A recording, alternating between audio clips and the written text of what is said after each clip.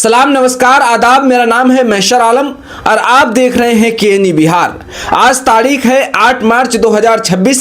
चले जानते हैं आज की ताज़ा, अहम और ज़रूरी खबरें। लेकिन खबरों की शुरुआत करने से पहले आपसे एक छोटी सी अपील है। अगर आप हमारे इस चैनल पर नए हैं तो चैनल को सब्सक्राइब कर लीजिए और साथ ही फेसबुक पेज को फॉलो करना ना भूलें। तो चलिए दोस्तों, शुरू करते हैं आज बिहार की ताज़ा तरीन खबरें। अररिया के जोकीहाट में एटीएम चोरी गिरोह का पर्दाफाश, वहीं 4 व्यक्ति गिरफ्तार, गैस कटर व बोलेरो पिकअप जब्त।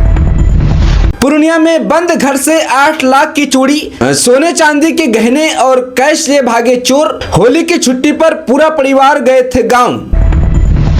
पटना में 20 युवा विधायकों के साथ नीतीश कुमार के बेटे निशांत कुमार ने की बैठक। आज ज्वाइन करेंगे Janata Dal United party JDU. Dengue को लेकर पटना नगर निगम अलर्ट, फॉगिंग और एंटी लार्वा का हो रहा है छिड़काव। लकड़ी की कुन्नी और मोबिल से भगाया जाएगा मच्छर। किशनगंज में कार बाइक की टक्कर में 3 लोगों की मौत। इफ्तारी के बाद घर से निकले थे बाहर। पुलिस ने एक्सीडेंट में शामिल दोनों वाहनों को जब्त कर जांच कर दिया है शुरू। बिहार के बक्सर में पुलिस कर्मियों पर हमला करने वाले 2 शराब तस्कर गिरफ्तार, कट्टा और कारतूस भी बरामद। पटना में जदयू विधायक ने सीएम नीतीश कुमार से की मुलाकात। गोपाल अग्रवाल ने सीएम नीतीश कुमार को भेंट की तस्वीर। जल कल्याणकारी योजनाओं पर हुई चर्चा। अररिया जिला के जोकीहाट में पैक्स चुनाव में 39 उम्मीदवारों ने किया नामांकन। 19 पंचायतों के लोग करेंगे मतदान। 18 मार्च को होगी वोटिंग। कटिहार में विदेशी शराब के साथ कार सवार गिरफ्तार, पश्चिम बंगाल से खेप लेकर आ रहा था। बारसोई उत्पाद विभाग की टीम ने पकड़ा। किशनगंज में आज 4 घंटे बिजली रहेगी गुल। सुबह 9 बजे से दोपहर 1 बजे तक का रिकंडक्टिंग वर्क से सप्लाई रहेगी बाधित।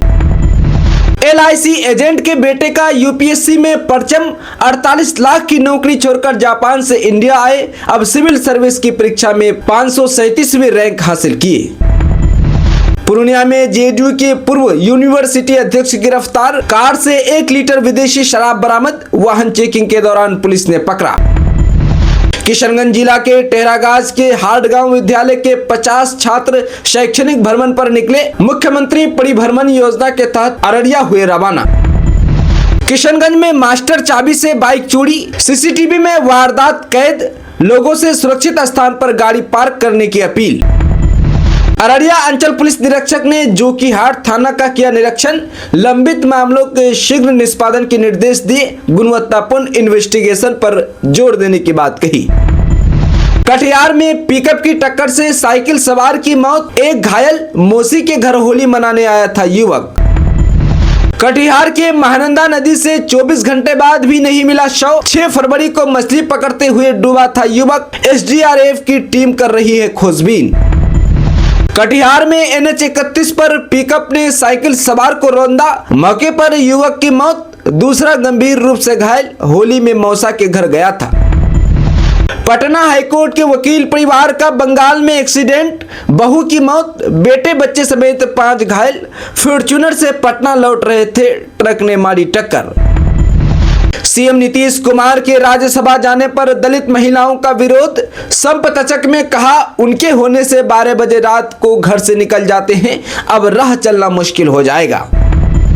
पटना में जेडीयू के पूर्व विधायक के घर हो गई चोरी। सीएम नीतीश की पार्टी मीटिंग में व्यस्त थे नेताजी। 50,000 कैश सहित गहने चोरी। होली के बाद पटना जंक्शन पर उमड़ी प्रवासियों की भीड़। संपूर्ण क्रांति और मगध एक्सप्रेस में सीट के लिए मची होर। मजदूर लौट रहे हैं काम पर।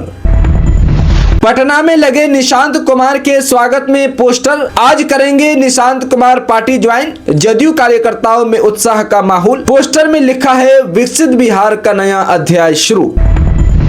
दोस्तों, भारत नेपाल और बांग्लादेश सीमा से सटे किशनगंज सहित अन्य सीमावर्ती जिलों को मिलाकर अलग राज्य बनाने की चर्चाओं के बीच कांग्रेस सांसद डॉक्टर मोहम्मद जावेद आजाद ने बड़ा बयान दिया है, जो किशनगंज से सांसद है।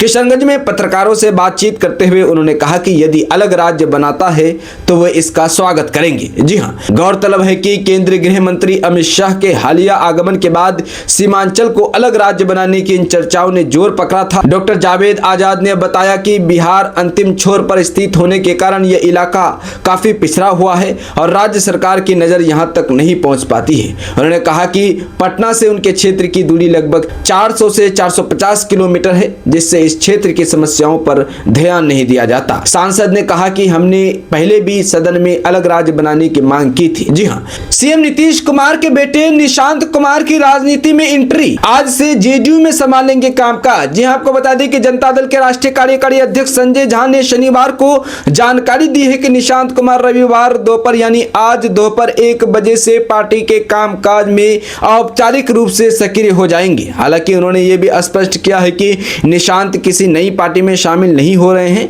क्योंकि वे शुरुआत से ही जेडीयू से जुड़े हैं। निशांत कुमार पिछले कुछ दिनों से पार्टी नेताओं के साथ लगातार बैठकें कर रहे हैं। शुक्रवार रात उन्होंने पटना में संजय झा के आवास पर जेडीयू के कुछ युवा विधायकों से मुलाकात की। इसके बाद शनिवार को उन्होंने पार्टी के कई जिला अध्यक्षों के साथ बैठक की।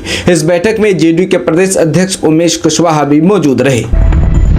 दोस्तों, बदलते बिहार और सुरक्षित बिहार की दिशा में एक और प्रेरक पहल सामने आई है। पूर्णिया जिले में महिला बकरी पालकों ने मिलकर राजमार्ग पर दीदी का ढाबा शुरू किया है। यहां स्वच्छ वातावरण में देशी मसालों और शुद्ध तेल से तैयार बिहारी स्टाइल मटन परोसा जाएगा। ये पहल महिला सशक्तिकरण और ग्रामीण उद्यमिता का नया उदाहरण बन रही है। ये पहल स्थानीय किसानों द्वारा संचालित दामगारा महिला बकरी पालक उत्पादक कंपनी के माध्यम से संचालित की जा रही है, जो लगभग 1400 महिला किसानों को जोड़कर बकरी पालन आधारित आजीविका को मजबूत बना रही है। इस पहल का उद्देश्य ग्रामीण महिलाओं को आत्मनिर्भर बनाना और बकरी पालन के माध्यम से उनकी आय बढ़ाना है। बिहार में पटना के बाद अब इस शहर में बनेगा चिड़ियाघर, बस एक हरी झंडी का है इंतजार। जी हां, कौन वो शहर है, चलिए आपको विस्तार से बताते हैं। बिहार के गया जिले के लिए पर्यावरण और पर्यटन के क्षेत्र में एक बड़ी सौगात सामने आई है। राज्य सरकार ने गया में एक अत्याधुनिक चिड़ियाघर जू की स्थापना को सैद्धांतिक सहमति दे दी है। शनिवार को विधानसभा अध्यक्ष डॉक्टर प्रेम कुमार द्वारा बुलाई गई एक उच्च स्तरीय बैठक में पर्यावरण, वन एवं जलवायु परिवर्तन विभाग के अपर मुख्य सचिव आनंद किशोर ने इस योजना की प्रगति की जानकारी दी। उन्होंने स्पष्ट किया कि जैसे ही केंद्रीय चिड़ियाघर प्राधिकरण CZA से अंतिम NOC प्राप्त होगी, निर्माण कार्य तुरंत शुरू कर दिया जाएगा। दोस्तों, सोशल मीडिया पर बिहार के एक मौलाना का कथित वीडियो तेजी से वायरल हो रहा है। इस वीडियो में मौलाना अब्दुल्ला सालिम कबर चतुर्वेदी को लेकर दावा किया जा रहा है कि उन्होंने सीएम योगी आदित्यनाथ की मां और गाय को लेकर आपत्तिजनक टिप्पणी की है। वीडियो सामने आने के बाद सोशल मीडिया पर लोगों में काफी नाराजगी देखी जा रही है और इसको लेकर बड़ा विवाद खड़ा हो गया है। वायरल वीडियो में आरोप लगाया जा रहा है कि मौलाना अब्दुल्ला सालिम कबर चतुर्वेदी ने गौ माता का मजाक उड़ाने वाली टिप्पणी की। इसके अलावा ये भी दावा किया जा रहा है कि उन्होंने सीएम योगी आदित्यनाथ की माता का नाम लेकर भी आपत्तिजनक शब्दों का इस्तेमाल किया। वीडियो सामने आने के बाद बड़ी संख्या में लोगों ने इन बयानों पर कड़ी आपत्ति जताई है। सोशल मीडिया यूजर्स लगातार इस मामले की आलोचना कर रहे हैं और कई लोग प्रशासन से सख्त कार्रवाई की मांग भी कर रही है। रमजान में रोजा रखो या घर छोड़ दो, हिंदू बहू पर ससुराल वालों का टॉर्चर। पति बोला आज हमला हुआ है, क्या पता कल मार दें।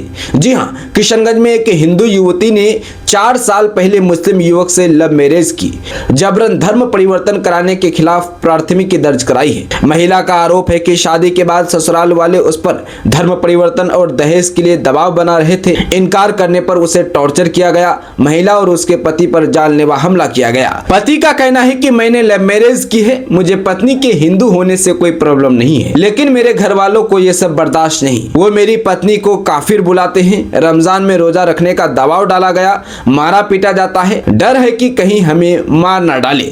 आपको बता दें कि 4 साल पहले किशनगंज के ward number 5 Loharpatti road Nawabganj की रहने वाली 23 वर्षीय प्रिया घोष की दोस्ती 27 वर्षीय कुशाल अहमद से हुई। 4 महीने के अफेयर के बाद प्रिया ने 7 जुलाई 2026 को कुशाल अहमद के साथ भागकर शादी कर ली। लड़के के परिवार वाले शुरू से ही इस शादी के लिए राजी नहीं थे। शादी के बाद से लड़की अपने ससुराल में रहने लगी, लेकिन ससुराल वाले उसके हिंदू होने के कारण उसे अपना नहीं पाए। दोस्तों यूपीएससी ने सिविल सर्विस एग्जाम 2025 का शुक्रवार को फाइनल रिजल्ट जारी कर दिया है। इस साल रिजल्ट में बिहार के छात्रों का प्रदर्शन पिछले साल से बेहतर रहा। टॉप 10 में 2 तो टॉप 20 में 5 छात्र छात्राएं सफल हुए हैं। पिछले साल सिर्फ 3 अभ्यर्थियों ने टॉप 20 में जगह बनाई थी। टॉप 10 में बिहार के 2 कैंडिडेट्स हैं। मुजफ्फरपुर के सरियागंज इलाके के रहने वाले राघव झुंझुनवाला ने चौथी, जबकि वैशाली के रहने वाले उज्जवल प्रियंका ने 10वीं रैंक हासिल की है। यूपीएससी में कुल 958 कैंडिडेट्स का सिलेक्शन हुआ है। इनमें 659 युवक जबकि 299 युवतियां हैं। जारी रिजल्ट में कुल 180 कैंडिडेट्स आईएएस के लिए चयनित हुए हैं। आईएफएस के लिए 55 कैंडिडेट्स का चयन हुआ है। वहीं 150 आईपीएस चुने गए हैं। बिहार के 24 कैंडिडेट्स का सिलेक्शन हुआ है। इन 24 स्टूडेंट्स में से किराना दुकानदार का बेटा, मोटर पार्ट्स दुकानदार, दृष्टिबाधित और रणवीर सेना के चीफ रहे बागेश्वर मुखिया के पोती शामिल है। दोस्तों बिहार के उप मुख्यमंत्री सह गृह मंत्री सम्राट चौधरी ने कहा कि राज्य में कानून व्यवस्था को और मजबूत करने तथा पुलिस व्यवस्था को आधुनिक बनाने के लिए आधारभूत संरचना का लगातार विकास किया जा रहा है। इसी क्रम में पूर्वी चंपारण, अररिया, सारण, बेगूसराय और किशनगंज जिले में नए थाना भवन और अन्य बुनियादी सुविधाओं के निर्माण को प्रशासनिक स्वीकृति प्रदान की गई है। मुख्यमंत्री सम्राट चौधरी ने बताया कि इन योजनाओं पर कुल 46 करोड़ 34,07,700 रुपए खर्च किए जाएंगे। उन्होंने कहा कि पुलिस मुख्यालय की ओर से इन जिलों के थानों में नए भवन और आवश्यक सुविधाओं के निर्माण के लिए प्रस्ताव भेजा गया था, जिसके आधार पर 5 नई योजनाओं को मंजूरी दी गई है। इन योजनाओं के तहत आधुनिक थाना भवन, पुलिस कर्मियों के लिए आवास, आउट हाउस, फर्नीचर तथा अन्य जरूरी आधारभूत संरचनाओं का निर्माण किया जाएगा, ताकि पुलिस कर्मियों को बेहतर कार्य वातावरण मिल सके और आम जनता को त्वरित व बेहतर पुलिस सेवा उपलब्ध हो सके। दोस्तों राज्य के सभी सरकारी विद्यालयों के साथ साथ संस्कृत विद्यालयों और मदरसों के शिक्षकों को अब हर माह की पहली तारीख को वेतन भुगतान सुनिश्चित करना अनिवार्य कर दिया गया है। प्रारंभिक, माध्यमिक और उच्च माध्यमिक विद्यालयों में कार्यरत सभी श्रेणी के करीब 5,97,000 शिक्षकों को समय पर वेतन देने के लिए शिक्षा विभाग ने सभी जिलों को सख्त निर्देश जारी किए हैं। शिक्षा विभाग के अपर मुख्य सचिव डॉक्टर बी राजेंद्र ने सभी जिला शिक्षा पदाधिकारी, डीईओ और जिला कार्यक्रम पदाधिकारी को स्पष्ट निर्देश दिया है कि वेतन भुगतान में अनावश्यक विलंब होने पर जिम्मेदार पदाधिकारियों के खिलाफ कड़ी कार्रवाई की जाएगी। लेफ्टिनेंट जनरल सैयद अता हुसैन 14 मार्च को बिहार लोक भवन में राज्यपाल के रूप में शपथ ग्रहण करेंगे। पटना हाईकोर्ट के मुख्य न्यायाधीश संगम कुमार साहू शपथ दिलाएंगे। शनिवार को बिहार लोक भवन के एक उच्च पदस्थ अधिकारी ने इसकी सूचना दी। बिहार के 23वें राज्यपाल बने हसनैन 13 मार्च को पटना पहुंचेंगे। मिली जानकारी के मुताबिक नवनियुक्त राज्यपाल सैयद अता हसनैन 13 मार्च को पटना पहुंचेंगे। बिहार के 30वें राज्यपाल बने लेफ्टिनेंट जनरल सैयद अता हसनैन भारतीय सेना में विभिन्न पदों पर महत्वपूर्ण कार्य करने का उसको लंबा अनुभव है। उनका परिवार भारतीय सेना की गौरवशाली परंपराओं से जुड़ा रहा है। उनके पिता major general Syed Mehdi Hasnain Garhwal Rifles से जुड़े थे। उन्होंने प्रथम बटालियन के साथ द्वितीय विश्व युद्ध में भाग लिया और बाढ़ में गढ़वाल राइफल्स की 4th बटालियन की स्थापना की। वर्ष 1964 से 1966 तक वे लैंसडाउन में रेजिडेंट सेंटर के कमांडेंट रहे थे।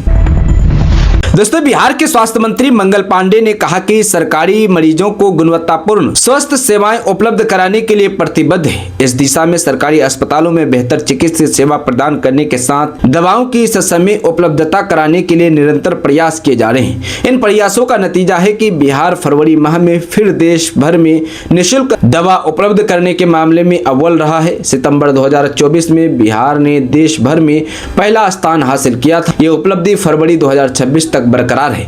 इस उपलब्धि के जरिए सरकार द्वारा मरीजों को बेहतर इलाज प्रदान करने की मंशा को और मजबूती मिलेगी। मंगल पांडे ने कहा कि राज्य सरकार ने सभी स्तर के सरकारी अस्पतालों और स्वास्थ्य केंद्रों में मुफ्त दवाओं की व्यवस्था सुनिश्चित की है, जिसमें मेडिकल कॉलेज एवं अस्पतालों से लेकर जिला अस्पताल, रेफरल अस्पताल, सामुदायिक स्वास्थ्य केंद्र, प्राथमिक स्वास्थ्य केंद्र, अतिरिक्त पीएचसी, शहरी PHC, health and wellness centre तथा स्वास्थ्य उप केंद्रों पर निःशुल्क दवा उपलब्ध कराई गई है। इस व्यवस्था से मरीजों को बाहर से दवा खरीदने की जरूरत कम हो रही है और गरीब व जरूरतमंद लोगों को बड़ी राहत मिल रही है।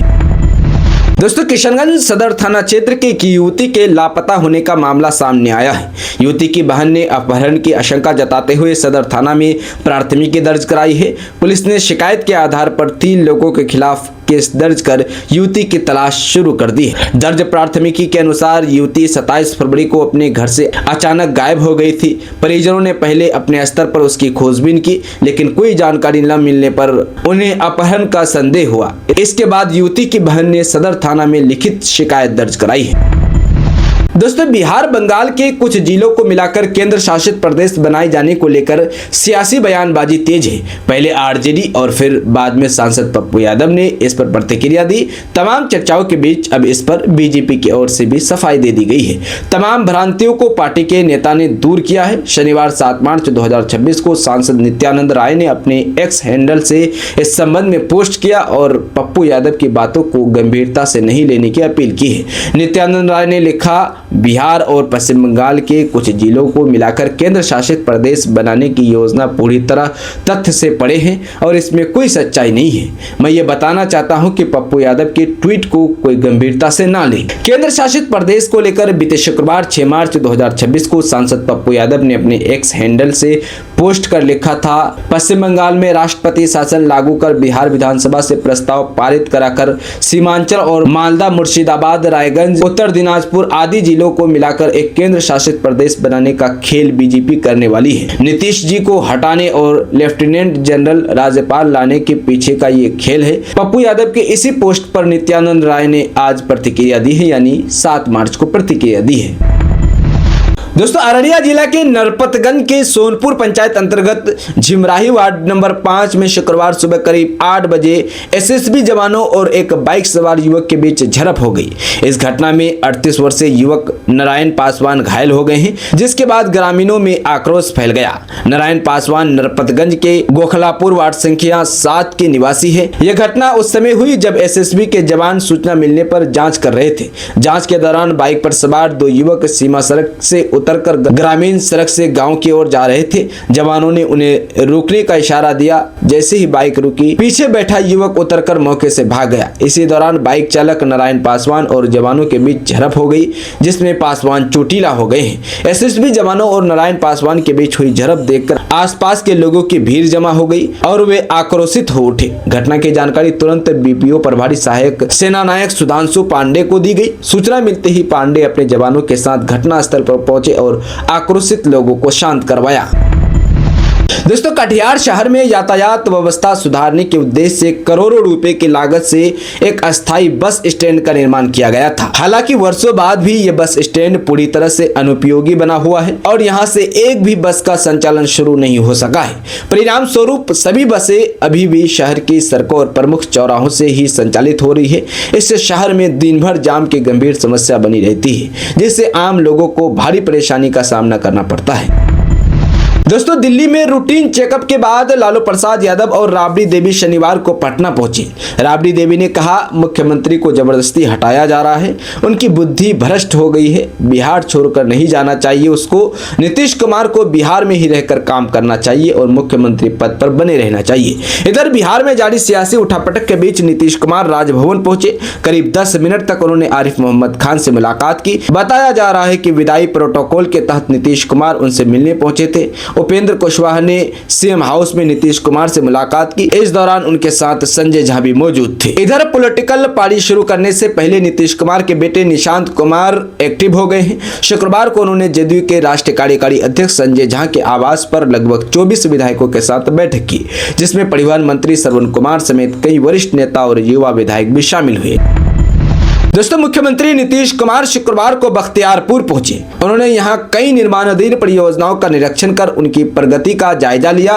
यह दौरा राज्यसभा नामांकन के राजनीतिक गहमागहमी के बीच हुआ। मुख्यमंत्री ने सबसे पहले बख्तियारपुर के देदौर के पास बंढे रेलवे ओवरब्रिज, आरओबी और 4 लेन चौक के पास गणेश +2 विद्यालय के नए भवन के निर्माण कार्यों का निरीक्षण किया। इसके बाद उन्होंने गणेश हाई स्कूल के नवनिर्माणाधीन भवन का भी दौरा किया। मुख्यमंत्री ने अधिकारियों से निर्माणाधीन कार्य की गुणवत्ता और प्रगति के बारे में विस्तृत जानकारी ली। निरीक्षण के दौरान मुख्यमंत्री ने गणेश हाई स्कूल के पुराने भवन को भी देखा। बताया जाता है कि उन्होंने इसी विद्यालय से अपनी मैट्रिक की परीक्षा उत्तीर्ण की थी। अपने पुराने स्कूल को देखकर उन्होंने अपनी पुरानी यादें ताजा की।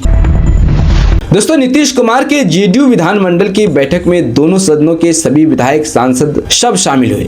नीतीश कुमार ने सबको अपने फैसले से अवगत कराया, ये भी बताया कि यह निर्णय उन्होंने क्यों लिया है और ये भी बताया कि अब उनका फैसला नहीं बदलेगा। मौजूद सभी नेताओं ने नीतीश कुमार से अपना फैसला बदलने का आग्रह किया, मगर उन्होंने मना कर दिया। साथ ही ये भी तय हुआ कि निशांत कुमार जेडीयू की सदस्यता लेंगे और पार्टी के नेतृत्व के लिए उनको तैयार किया जाएगा। उन्होंने कहा कि निशांत कुमार जेडीयू की सदस्यता लेने के बाद पूरे बिहार का दौरा करेंगे और राज्य को समझने की कोशिश करेंगे। आप जरा निशांत कुमार के बारे में बता दें, उनके बारे में जानना जरूरी है क्योंकि वो कभी राजनीति में नहीं रहे और ना ही पर्दे के पीछे से नीतीश कुमार के लिए काम किया।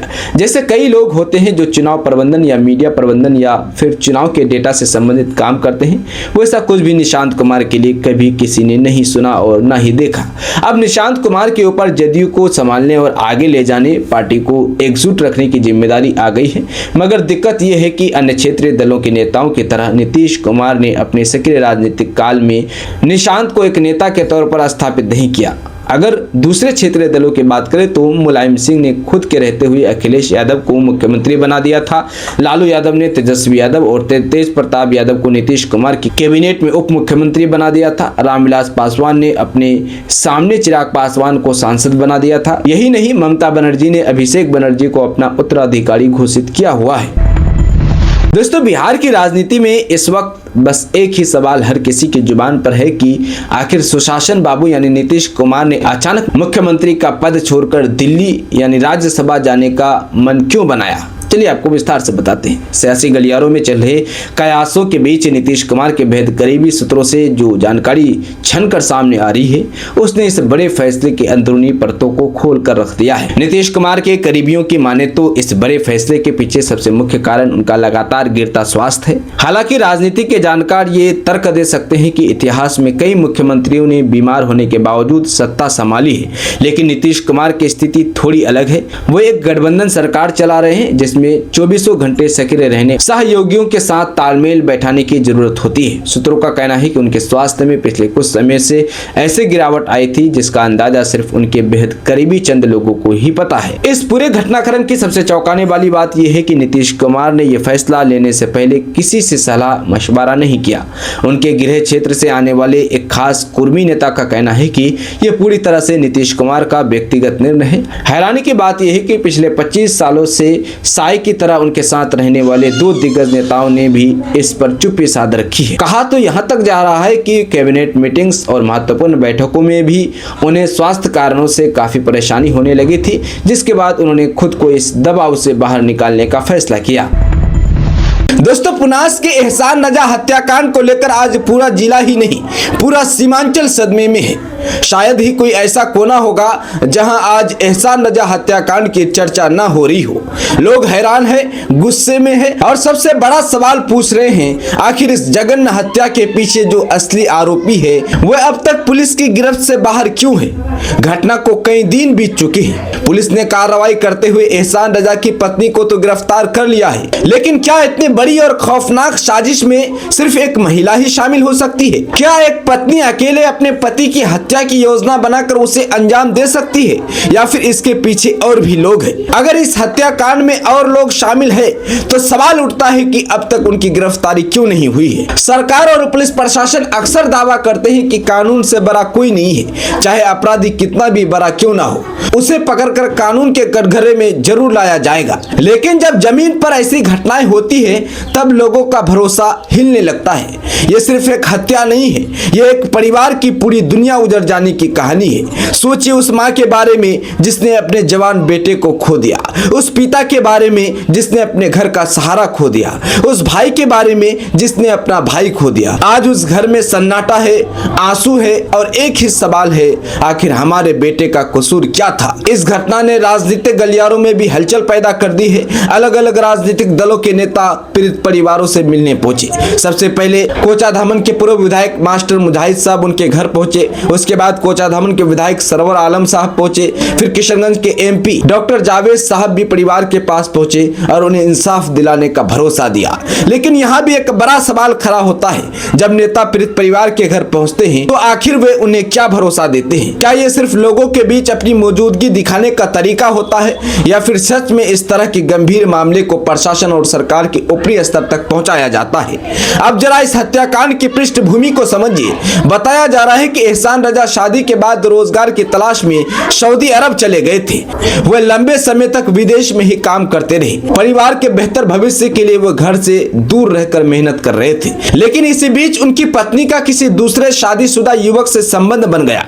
खबरें ये भी कहती है कि वो 2 महीने की गर्भवती हो गई थी। अगर ये बात सच है तो फिर सवाल और भी बड़ा हो जाता है। अगर पति से रिश्ता निभाना मुश्किल था तो सच बताया जा सकता था। अगर किसी और से प्यार हो गया था तो उसके साथ जिंदगी बिताने का फैसला लिया जा सकता था। अगर शादी नहीं निभ रही थी तो तलाक लेकर अलग रास्ता चुना जा सकता था। लेकिन इन सब रास्तों को छोड़कर जो रास्ता चुना गया उसने एक बेगुनाह इंसान की जिंदगी खत्म कर दी। सोचिए उस माँ के दिल पर क्या गुजरी होगी जिसने अपने बेटे को 18 महीने बाद विदेश से लौटते हुए देखा था। एहसान रजा जब सऊदी अरब से घर लौटे तो उन्होंने एक दिन अपनी माँ के साथ बिताया, माँ के साथ बातें की, समय बिताया। उसके बाद वो अपनी पत्नी से मिलने अपने ससुराल के लिए निकले। लेकिन उन्हें क्या पता था कि जिस रास्ते पर वो जा रहे हैं वही उनकी जिंदगी का आखिरी सफर बन जाएगा। ससुराल पहुंचने से पहले ही उन्हें मौत के घाट उतार दिया गया। एक माँ का सहारा छिन गया, एक भाई का भाई छिन गया, एक परिवार की खुशियां पल भर में खत्म हो गई। इस पूरे मामले में एक और गंभीर सवाल उठता है, घटना के बाद स्थानीय पुलिस की भूमिका क्या रही। इतनी बड़ी वारदात हो जाती है लेकिन पुलिस मौके पर देर से पहुंचती है। लोगों के मन में यह सवाल उठना लाजमी है कि आखिर हमारी सुरक्षा व्यवस्था इतनी कमजोर क्यों है। घटना तो पूर्णिया जिला में हुई है लेकिन वह किशनगंज जिला के कोचाधवन प्रखंड के भागपुनास गांव के रहने वाले थे। लड़की के परिवार को लेकर भी कई बातें सामने आ रही है। बताया जा रहा है कि लड़की के छोटे भाई है, उसकी माँ है और उसके पिता विदेश में रहते हैं। यहाँ तक कि यह भी चर्चा है कि लड़की के पिता ने विदेश से ही अपनी पत्नी यानी जो लड़की है, जो दुल्हन है, उसकी अम्मी को यानी अपनी पत्नी को तलाक दे दिया है। तलाक तब दिया है जब इन घटनाओं के बारे में उनके पिता ने सुना तो उनको रहा न गया और वो विदेश से अपनी पत्नी को ही तलाक दे दिया है। लेकिन इन सब बातों से अलग सबसे अहम बात यह है कि एक बेगुनाह इंसान की हत्या हुई है और जब किसी निर्दोष की हत्या होती है तो समाज और कानून दोनों की जिम्मेदारी बनती है कि दोषियों को सजा मिली। इसलिए हमारी पुलिस प्रशासन से यही मांग है कि इस पूरे मामले की निष्पक्ष और तेज जांच की जाए। जो भी लोग इस हत्याकांड में शामिल है उन्हें जल्द से जल्द गिरफ्तार किया जाए और उन्हें ऐसी सख्त सजा दी जाए कि भविष्य में कोई भी इस तरह का अपराध करने से पहले 100 बार सोचे। ये सिर्फ एक परिवार की लड़ाई नहीं है, ये न्याय और इंसानियत की लड़ाई है। और हाँ, अंत में समाज के लिए भी एक बड़ी सीख है। माता पिता जब अपनी बेटियों का रिश्ता तय करते हैं तो उनसे जरूर पूछिए कि क्या वह इस रिश्ते से खुश है या नहीं। और अगर किसी लड़की का निकाह हो चुका है और उसका पति विदेश में रहता है तो घर वालों को समय समय पर उसकी स्थिति और परेशानियों के बारे में पूछना चाहिए, क्योंकि जब रिश्तों में सच्चाई खत्म हो जाती है और बातें छुपाई जाती है तब कई बार ऐसी दर्दनाक घटनाएं सामने आती है जो पूरी जिंदगी के लिए जख्म हो जाती है। आज पूरा किशनगंज जिला ही नहीं, पूरा सीमांचल एक ही आवाज उठा रहा है, एहसान रजा को इंसाफ दो। आप भी अपना कमेंट में जरूर लिखिए, जस्टिस फॉर एहसान रजा। चलिए दोस्तों, अभी तक के लिए इतना ही, फिर मिलते हैं अगली वीडियो में। तब तक के लिए जय हिंद, जय भारत।